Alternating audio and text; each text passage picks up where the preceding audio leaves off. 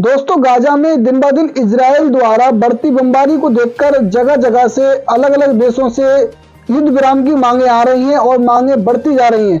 अल जजीरा की रिपोर्ट के मुताबिक संयुक्त राष्ट्र महासभा द्वारा गाजा में युद्ध विराम की बढ़ती मांगों को देखकर एक प्रस्ताव पारित किया गया और उस प्रस्ताव के पारित होने के बाद इजराइल पर दबाव बढ़ रहा है। 3 राज्यों के नेताओं ने एक संयुक्त बयान में कहा कि हमास को हराने की कीमत सारे आम नागरिकों को, आम फलस्तीनी नागरिकों को अपनी जान जो गंवा रहे हैं वो उसकी कीमत नहीं हो सकती। अगर आप हमास को हराना चाहते हैं और हमास को हरा सकते हैं तो डायरेक्टली हमास को हराइए। आप हमास के चक्कर में या हमास के बदले में आप फलस्तीनी आम नागरिकों को निशाना बना रहे हैं और उनकी जानें जा रही हैं, पीड़ा में पड़ रहे हैं। इसी के साथ दुनिया के बनपांड 35 अरब कैथोलिक के एक नेता हैं पोप फ्रांसिस। इन्होंने बुधवार को अपना एक स्टेटमेंट दिया और उस स्टेटमेंट में उन्होंने जो पहले युद्ध विराम की मांग की थी, आहन किया था, उसी को इस बयान में दोहराया और उन्होंने कहा कि तत्काल गजा के अंदर युद्ध विराम होना चाहिए और उन्होंने इजराइल और फलस्तीनियों दोनों के लिए पीड़ा समाप्त करने का अनुरोध किया।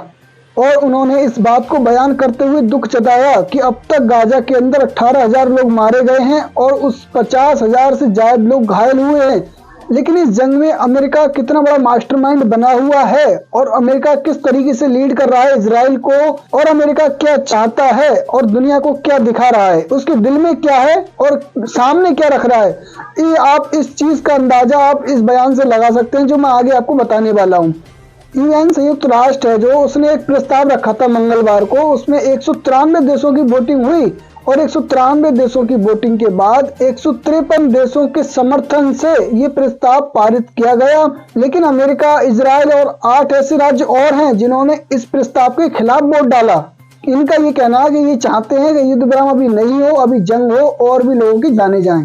जबकि इजराइल के साथ अच्छे संबंध रखने वाले कनाडा, ऑस्ट्रेलिया, न्यूजीलैंड, ये 3 देश ऐसे हैं जिनके इजराइल से अच्छे संबंध हैं, गहरे संबंध हैं और ये पहले से इजराइल को समर्थक करते आ रहे हैं। लेकिन इन्होंने भी युद्ध विराम वाले प्रस्ताव के पक्ष में वोट डाला। इनका भी ये मानना है, ये भी चाहते हैं कि युद्ध विराम हो, शांति हो, लेकिन अमेरिका ने इसके विपक्ष में वोट डाला। रिपोर्ट के मुताबिक अमेरिकी राष्ट्रपति ने इजराइल को एक सावधानी बरतने की बात की और उसे चेतावनी के तौर पर बताया कि अगर आप जिस तरीके से अंधाधुंध बमबारी कर रहे हो, इससे आपको ये खतरा है कि आप अंतर्राष्ट्रीय जो सहयोग आपको मिल रहा था, आप उसे खोने का जोखिम पा सकते हैं।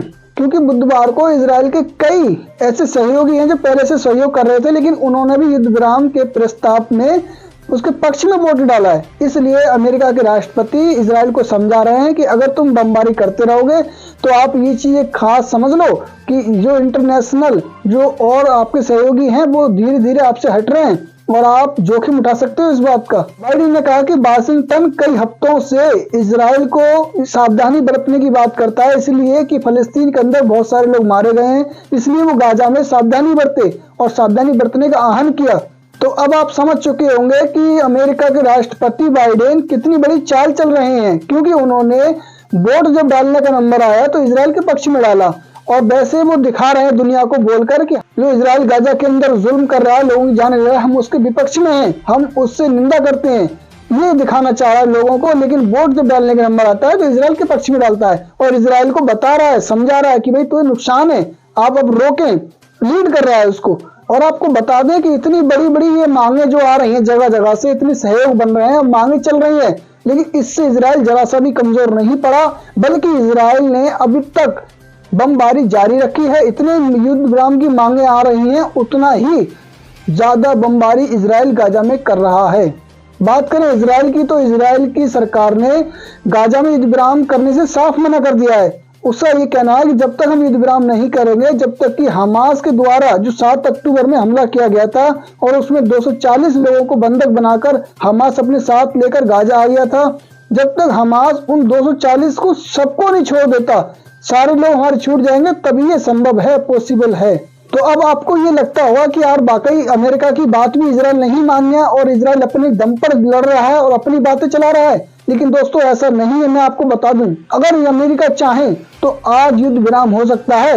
इजराइल की इतनी पावर, इतनी ताकत नहीं है इतना बड़ा एक्शन ले सके और गाजा और हमास से और हिजबुल्लाह से, यमन से टक्कर ले सके और सबके चैलेंजों को स्वीकार कर जंग लड़ता रहे, खड़ा रहे, इतनी ताकत नहीं है। ये अमेरिका के दम पर कूद रहा है और अमेरिका इसको आज ही हथियार देना बंद कर दे, सप्लाई करना बंद कर दे, तो देखो इजराइल टिक तो जाए, बिल्कुल नहीं टिक सकता है। लड़ाई युद्ध विराम फौरन कर देगा और बल्कि घुटने टेक देगा। लेकिन अमेरिका बड़ा दोगलापन दिखा रहा है, जैसे पहले से दिखाते हैं अंग्रेज, आज भी दोगलापन दिखा रहे हैं। तो इजराइल की इस हरकत को देखकर धीरे धीरे और देश भी हमास के साथ में आते जा रहे हैं, हमास का समर्थन कर रहे हैं। देखते हैं कि इजराइल अभी घुटने टेकने में कितने दिन और लेता है। इस वीडियो में इतना ही, मिलते हैं नेक्स्ट किसी वीडियो में। तब तक के लिए अपना ध्यान रखिएगा। न्यू, लेटेस्ट और सच्ची खबर देखने के लिए आप चैनल को सब्सक्राइब कर लें।